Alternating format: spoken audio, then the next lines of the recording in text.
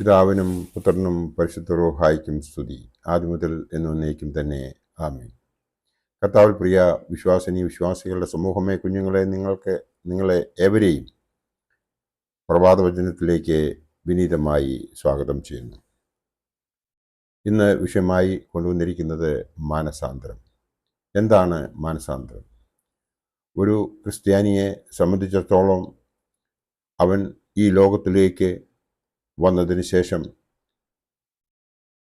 വിശുദ്ധ മാമോദീസയിലൂടെ, വിശുദ്ധ മൂറോൻ അഭിഷേകത്തിലൂടെ അവൻ ക്രിസ്ത്യാനി ആയതിനു ശേഷം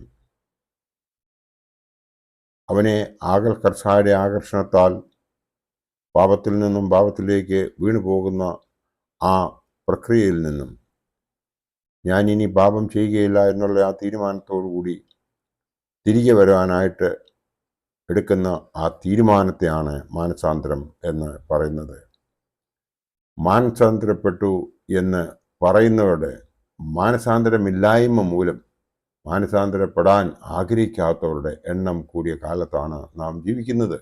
വിശ്വാസികളുടെ എണ്ണം കൂടിയ ഈ കാലയളവിൽ ശിഷ്യന്മാരുടെ എണ്ണം വളരെ കുറഞ്ഞിരിക്കുന്നുവെന്ന് നമുക്ക് കാണുവാൻ സാധിക്കും. ക്രിസ്ത്യാനികൾ മുഴുവനും ദൈവത്തെ ഉപേക്ഷിക്കാൻ തയ്യാറായാൽ പോലും ഞാൻ എൻ്റെ ദൈവത്തെ വിട്ടുകളയുകയില്ല എന്ന് പറയാൻ പറ്റുന്ന രീതിയിൽ ജീവിക്കുന്ന ഒരു വ്യക്തി ആയിരിക്കണം നാം ഓരോരുത്തരും. ഉപവാസം എന്ന് പറയുന്നത് ആർക്കും ചെയ്യുവാൻ സാധിക്കും. ഭക്ഷണം വിടാൻ, പട്ടിണി കിടക്കാൻ ആർക്കും സാധിക്കും.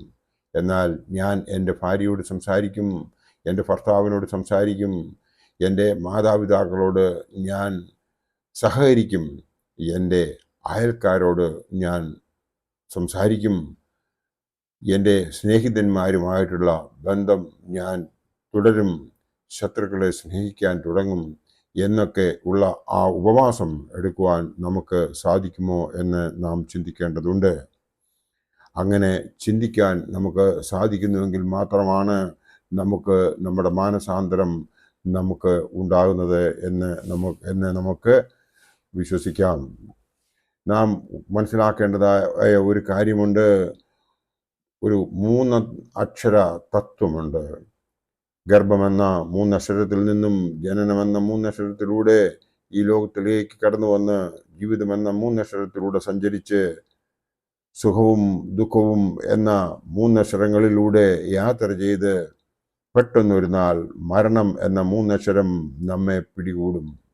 കല്ലറ എന്ന 3 അക്ഷരത്തിൽ കൊണ്ടുപോയി വയ്ക്കുമ്പോൾ ഓർക്കുക, ഉടുത്ത എന്ന 3 അക്ഷരത്തിൽ വായിക്കുന്ന ആ വസ്ത്രങ്ങളല്ലാതെ ആ കല്ലറയിലും നമ്മെ കൈവിടാതെ കൂട്ടിനുള്ളത് ഇരുട്ട് എന്ന 3 അക്ഷരം മാത്രമാണ്. അവിടെ നമുക്ക് വെളിച്ചമെന്ന 3 അക്ഷരം ലഭിക്കണമെങ്കിൽ രക്ഷ എന്ന 3 അക്ഷരം നേടി നമ്മൾ മരിക്കണം. അതിന് ക്രിസ്തു എന്ന 3 അക്ഷരത്തെ വിശ്വസിച്ച് വചനം എന്ന 3 അക്ഷരം അനുസരിച്ച് ജീവിക്കണം. അപ്പോൾ 3 അക്ഷരമുള്ള സ്വർഗം നമുക്ക് ലഭിക്കും.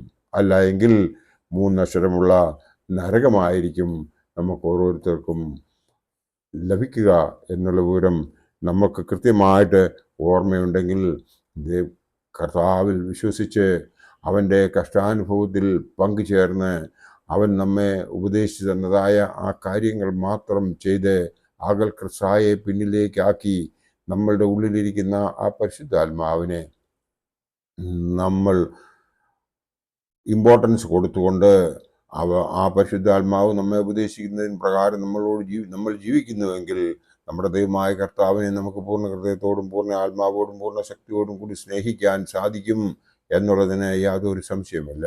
അതിനായിട്ട് നാം ചെയ്യേണ്ടത് നമ്മുടെ ഭവനത്തിൽ പ്രാർത്ഥനയുള്ള കുടുംബമായിരിക്കണം. ഒരു മാതൃകാ ക്രിസ്ത്യാനിയുടെ കുടുംബമായിട്ട് നമ്മുടെ കുടുംബത്തെ മുമ്പോട്ട് നയിക്കണം. അതിനു വേണ്ടിയിട്ട് 128-ാം സങ്കീർത്തനം 1 മുതൽ 4 വരെയുള്ള വേദഭാഗം നാം വായിക്കുമ്പോൾ നമുക്ക് അത് വളരെ ക്ലിയറായി ലഭിക്കും എന്നുള്ളതിന് യാതൊരു സംശയവുമില്ല. അങ്ങനെ ഒന്ന് നമുക്ക് ലഭിക്കണമെന്നുണ്ടെങ്കിൽ നാം ചെയ്യേണ്ടത് എന്താണെന്ന് ചോദിച്ചു കഴിഞ്ഞാൽ നാം എപ്പോഴും ദൈവത്തിന് ഹിതമാകുന്ന കാര്യങ്ങൾ മാത്രം ചെയ്യുന്നവർ ആയിരിക്കണം. അങ്ങനെ നമുക്കത് ചെയ്യണമെന്നുണ്ടെങ്കിൽ നാം എപ്പോഴും വചനത്തെ മുറുക്കി പിടിക്കുന്ന ഒരു വ്യക്തിത്വം നമുക്ക് ഉണ്ടായിരിക്കണം. അതുണ്ടാകണം എന്നുണ്ടെങ്കിൽ ഈ 128 സങ്കീർത്തനം നമ്മുടെ മനസ്സിലുണ്ടായിരിക്കണം. യഹോവയെ ഭയപ്പെട്ടവൻ്റെ വഴികളിൽ നടക്കുന്ന ഏവനും ഭാഗ്യവാൻ. നിന്റെ കൈകളുടെ അധ്വാന ഫലം നീ തിന്നും. നീ ഭാഗ്യവാൻ, നിനക്ക് നന്മ വരും. നിന്റെ ഭാര്യ നിന്റെ വീട്ടിനകത്ത് ഫലപ്രദമായ മുന്തിരിവള്ളി പോലെയും നിന്റെ മക്കൾ നിന്റെ മേശയ്ക്ക് ചുറ്റും ഒലിവുതൈകൾ പോലെയും ഇരിക്കും. യഹോവ ഭക്തനായ പുരുഷൻ ഇങ്ങനെ അനുഗ്രഹിക്കപ്പെട്ടവനാകും എന്നാണ് ഈ വേദഭാഗം നമ്മെ ഉദ്ബോധിപ്പിക്കുന്നത്.